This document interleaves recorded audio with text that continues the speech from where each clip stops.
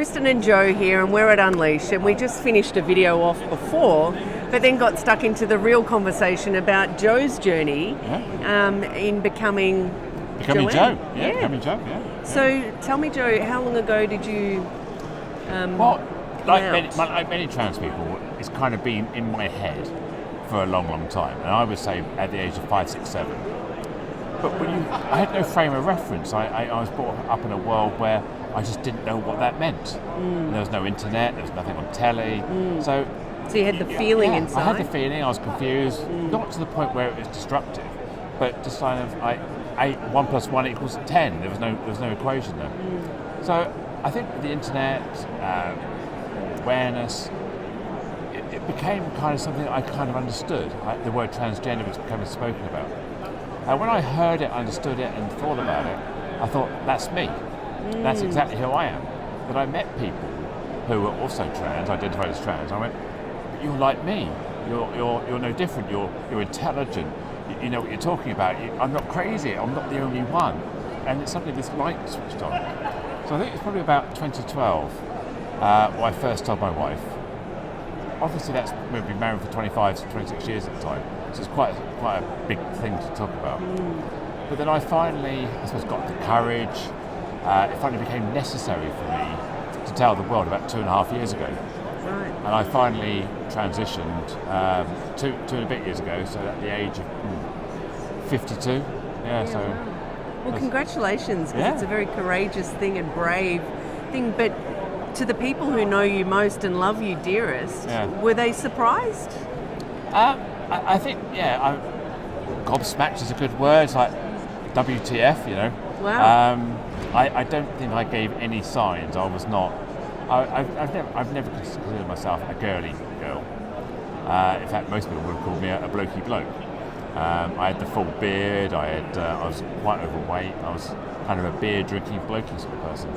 I wasn't trying to hide or repress anything. It's just kind of that's what I did. And I think the whole transition caused everybody to reset and go, where did that happen? And I look back at photographs of myself like for 4 or 5 years ago, and I go, I don't see myself anymore. I can't see that person, which in a way is quite a struggle for my wife, because she fell in love with a man, she married a man, she was expected to grow old with a man, and then Joe pops up and goes, I'm sorry, I've just rewritten all the rules. So when we talk about bravery, I think my wife deserves the credit for working with me, staying with me, and loving me and looking into my soul and seeing the same soul. And she's my soulmate, she's the person that makes me happy. And it's a challenge, it's not easy. Because she gets judged. Is she now a lesbian? Yeah. Without her permission, she suddenly had her whole sexuality changed. She's gone from being a woman married to a man to a woman married to a woman. And everyone's really confused. And I get huge amounts of support from people. You know, I'm here to Unleash, I speak on stage, everybody's really supportive. But when my wife goes out, people often feel sorry for her. Oh, that's awful. Oh, I don't know how you cope. You're still young, you can still leave and make a new life for yourself. So she gets a lot of negative reinforcements. Because society still has this gender expectation. Unless you're gay or lesbian, you must be straight. If you're straight, then these are the rules. And it's trying to get through to people that I don't need a label. My wife doesn't need a label.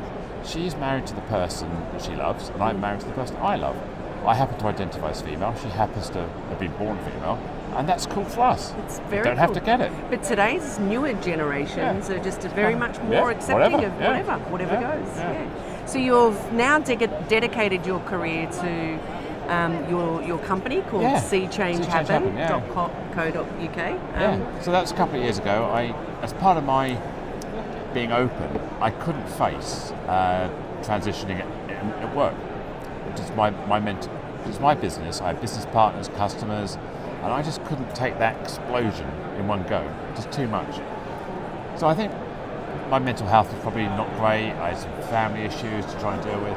So my performance at work was quite low.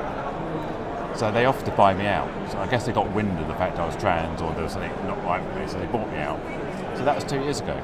So armed with a small redundancy package, it gave me 2 years to explore what I wanted to do. But a blessing in disguise, really. Because my passion was it's simply to change the life of one person or one family to have a better experience of being trans than I did. I'm not saying I had a bad experience, but if I could help one person and that one family to believe that they can do this, that's my mission, one person. So, and that's what I do now. And I think being a trans person, being visible, places like Unleash, and when I talk on stage, there are people here who undoubtedly like to be trans, maybe not open, and it gives them belief that they can be open as well. They can be employed, they can carry on with their life, and it doesn't have to be the end if they know it. Yeah, 100%. Well, thank you so much for sharing. It's amazing. So check out See Change Happen and contact Joe. Yeah, tweet me at Joanne_Lockwood 1965 on Twitter. Check out the website. I've got loads of content on there, loads of videos, just like this one. So they've been great. That's fantastic. Thank you. Lovely to meet you. Just a hug. Oh. Cheers, Joe. Thanks. Thank you. Bye.